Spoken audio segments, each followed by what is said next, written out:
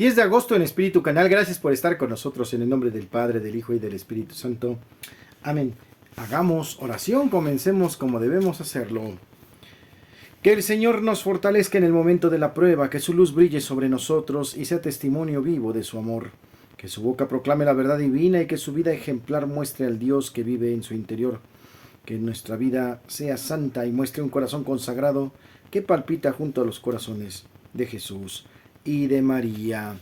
En el nombre del Padre, del Hijo y del Espíritu Santo. Amén. Damos cordiales saludos y bendiciones a todos nuestros queridos suscriptores, a todos los que están atentos con su campanita, sabiendo que ya hemos subido un nuevo video, jueves 10 de agosto, en Espíritu Canal. Bendita mañana para todos.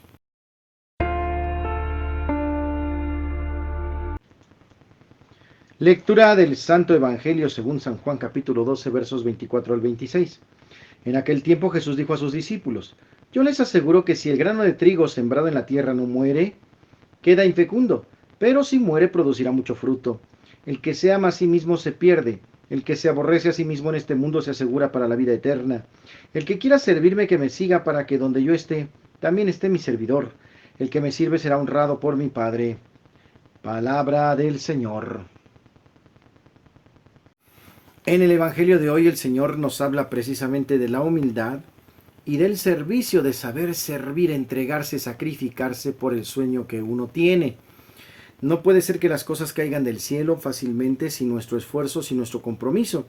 Por eso es importante, si ese grano no cumple su función, es decir, si no cae en la tierra, muere, es enterrado, explota, pues ¿cómo va a dar fruto? Si ese grano se guarda para sí mismo, si es egoísta y no cumple su función, pues lo vamos a guardar en una cajita, en una bolsita, en un puño, pero no va a cumplir su función. Será otro granito en la tierra que no cumple, un granito que no sirve absolutamente para nada. Para cumplir nuestra misión, para dar fruto, necesitamos entonces ser conscientes, ser humildes, entregarnos, sacrificarnos. Si nos extralimitamos en el amor personal, en el amor propio, sobre todas las cosas, incluso sobre Dios, nos vamos a hacer soberbios, nos vamos a hacer gente que pues no se permite absolutamente ningún sufrimiento, ni ninguna carencia, ni ningún esfuerzo, porque entonces queremos tenerlo todo fácil y llanamente.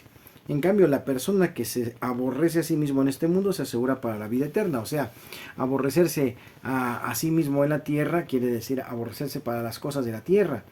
No dejarnos llevar por los simples placeres del mundo, sino estamos llamados a crecer, pero eso va a costar sacrificio y donación, entrega y lucha diaria. En el tema del Evangelio de hoy.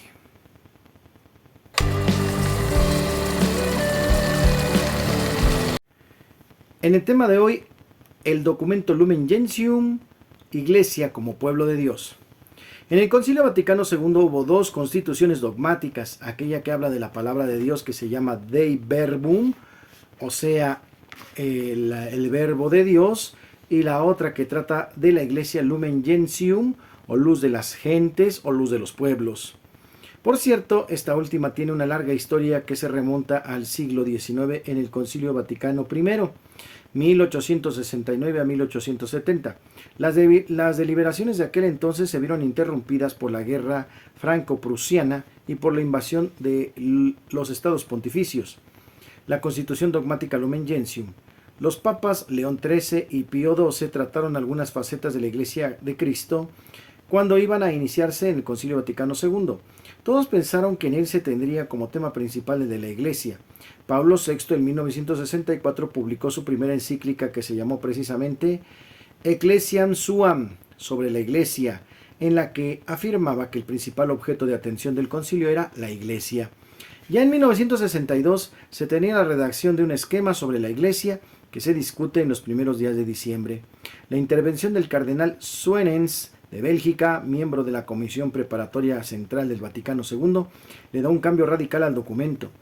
Cambio muy bien recibido, se discute nuevamente durante 1963, en particular los temas de la colegialidad y la restauración del diaconado. El texto se rehace hasta 5 veces, lo que refleja el interés que había puesto los padres conciliadores.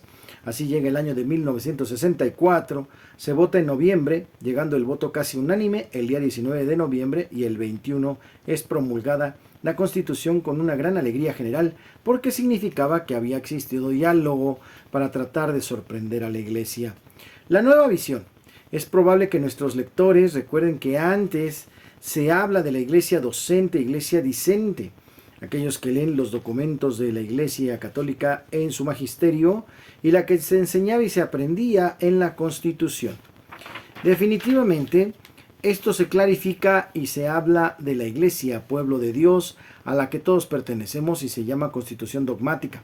No porque defina algún dogma nuevo, sino porque se proclama como la autoridad del concilio, la comprensión que la Iglesia tiene de su propia naturaleza. Y esto es muy claro porque en el documento no hay definiciones rígidas ni de complicada teología, sino leemos un lenguaje preñado de Sagrada Escritura. Habla de una Iglesia que continúa la obra del buen pastor, que vino a servir y no a ser servido, y que no duda en dar la vida propia por sus ovejas.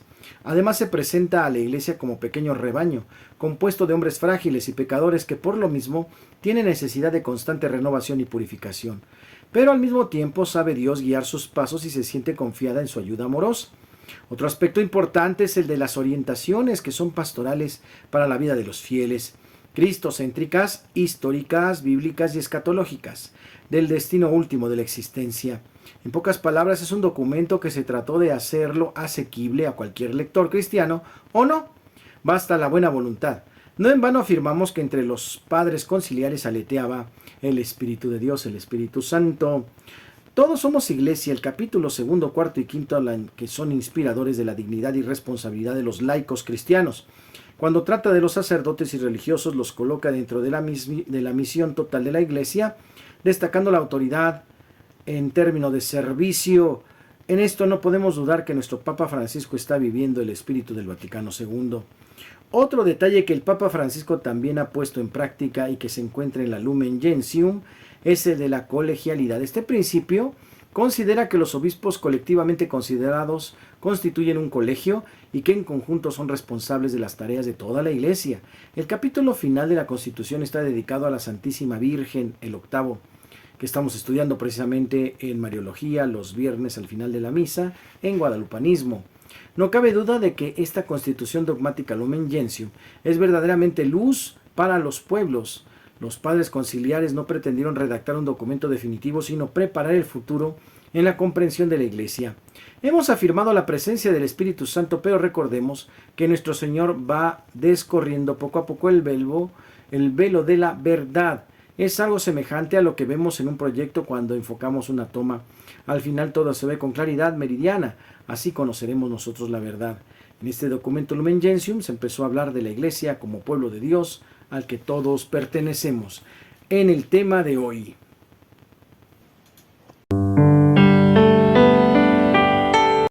En Santos y Conversos celebramos hoy a San Lorenzo de Roma. Cada 10 de agosto se celebra San Lorenzo, uno de los 7 diáconos de Roma en la época del Papa Sixto II y uno de los santos más famosos de la antigüedad. Aquí presentamos algunos fragmentos de su vida. Un fenómeno astronómico lleva su nombre, Lágrimas de San Lorenzo, es el nombre popular con que se conoce a una lluvia de estrellas fugaces. Las Perseidas, visibles cada año en torno al 11 y 12 o 12 y 13 de agosto.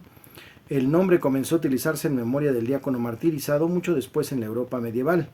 Un club de fútbol también lleva su nombre, el nombre del equipo de fútbol favorito del Papa Francisco, el Club Atlético San Lorenzo de Almagro. Es en honor al diácono mártir, tal como fue el deseo del salesiano, el padre Lorenzo Massa, en los inicios de la fundación del equipo. En Roma, es el santo más importante después de San Pedro y Pablo. Con una tranquilidad que nadie había imaginado durante su martirio, rezó por la conversión de Roma y la difusión de la religión de Cristo en todo el mundo hasta exhalar el último suspiro. El profesor de teología sistemática Francesco Morgaglia explicó en un artículo que la ciudad que le atribuía la victoria definitiva sobre el paganismo lo eligió como su tercero patrono y celebró su fiesta desde el siglo IV como segunda fiesta en orden de importancia después de la de los santos apóstoles Pedro y Pablo. Asimismo, se elevó en su honor 34 iglesias y capillas, signo tangible de gratitud hacia aquel que, fiel a su ministerio, había sido entre ellos un verdadero ministro y servidor de la caridad. Una basílica de Roma está dedicada a él. La Basílica de San Lorenzo Extramuros, donde se encuentra la tumba del santo, es una de las 5 basílicas patriarcales o papales. Al interior de la basílica se encuentra una piedra de mármol, donde según la tradición fue colocado el cuerpo de San Lorenzo, inmediatamente después de su martirio, quedando impresa parte de su silueta. Cada año en el barrio de San Lorenzo se realiza una peregrinación y una misa en su honor. La romería es acompañada por una reliquia del santo llevada en una pequeña custodia. Es santo patrono de los cocineros. San Lorenzo de Roma es el santo patrono de los cocineros. Luego de soportar terribles torturas con azotes, barras de hierro caliente, fue condenado a morir en una especie de parrilla de hierro gigante. Según la tradición, después de un rato de estarse quemando en la parrilla, dijo al juez: ya estoy asado por un lado, ahora que me vuelvan hacia el otro lado para que quede asado por completo. El verdugo mandó que lo voltearan y así se quemó por completo. Su martirio fue vaticinado por el Papa San Sixto II. San Lorenzo era uno de los diáconos que ayudaban al Papa San Sixto II, quien fue asesinado por la policía del emperador mientras estaba celebrando misa en un cementerio de Roma. La antigua tradición dice que cuando Lorenzo vio que al sumo pontífice lo iban a matar, este último dijo: a nosotros, porque somos viejos, se nos ha asignado el recorrido de una carrera más fácil. A ti, porque eres joven, te corresponde un triunfo más glorioso sobre el tirano. Pronto vendrás, deja de llorar. Dentro de 3 días me seguirás. Entre un obispo y un levita es conveniente que exista este intervalo. El Papa San León Magno le dedicó una bella homilía. En el siglo V, el doctor de la Iglesia y Papa San León Magno dijo sobre San Lorenzo que las llamas no pudieron vencer la caridad de Cristo y el fuego que lo quemaba por fuera era más débil del que ardía dentro de él. Añadió el Señor, quiso exaltar hasta el punto todo su nombre glorioso en torno al mundo entero que desde oriente hasta occidente en ese resplandor vivísimo de la luz irradiaba por los más grandes diáconos la misma gloria que recibió Jerusalén. Por Esteban tocó también a Roma por los méritos de Lorenzo. En Santos y Conversos, hoy este santo mártir, San Lorenzo.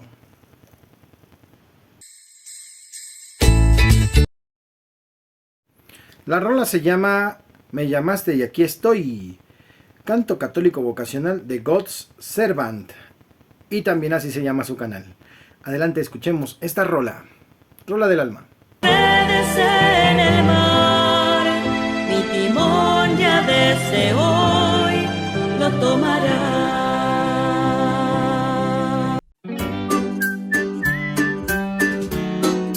En el chiste, este era un perro que se llamaba Afuera. Un día se escapó, lo recuperaron y le dijo: ¡afuera! ¡Métete adentro!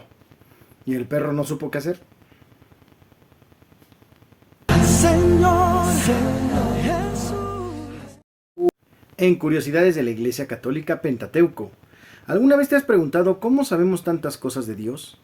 La Biblia contiene todo lo que Dios nos reveló de sí mismo a través de su relación con el pueblo de Israel y los primeros cristianos.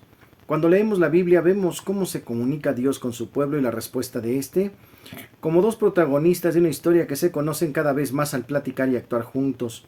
En los primeros 5 libros bíblicos, o sea el Pentateuco, Dios nos muestra su plan para la humanidad. Quiere salvarnos del pecado y unirse con nosotros en sincera amistad. Pentateuco significa 5 libros o 5 rollos, del griego penta, 5, y teujos, rollos.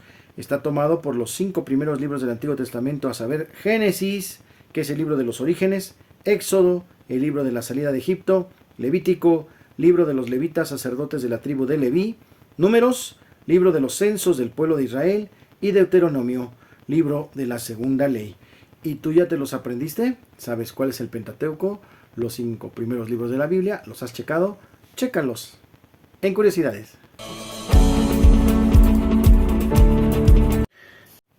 En la buena onda de hoy, no se olviden asistir a la hora santa.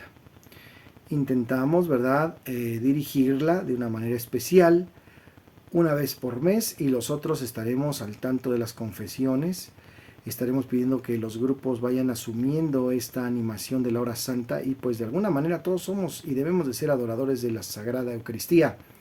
Por eso pedimos no solo a los adoradores en el mundo, sino a todo discípulo fiel, a todo bautizado, que sepa doblar sus rodillas en los cielos y en la tierra y en los abismos. Pedimos al Señor ese amor y esa fe para nosotros, en su nombre, que Dios nos ayude y nos bendiga, así sea. En el día de hoy vamos a recibir esta bendición, dando gracias por todo este video que Dios nos permite recibir y realizar. No se olviden que la invitación es hacer la transformación de este mundo desde un corazón nuevo en Cristo Jesús. El Señor les guarde, les protege, les bendiga, haga resplandecer su rostro sobre ustedes y les conceda la paz. Que les bendiga el Padre, el Hijo y el Espíritu Santo, les acompañe siempre. Yo soy el Padre Jorge Arturo, te invito a amenizar la hora santa aquí en la parroquia. Es importante que todos participemos, que tengamos un buen programita para que desarrollemos en el mes las horas santas. Y no se olviden también de frecuentar la confesión. Aquí oficialmente confesamos los jueves a las 7 de la noche y mientras tanto hay otro grupo que se llama Sanados. Gracias hermanos por los que están aquí con nosotros. Dale like al video y comparte. Suscríbanse.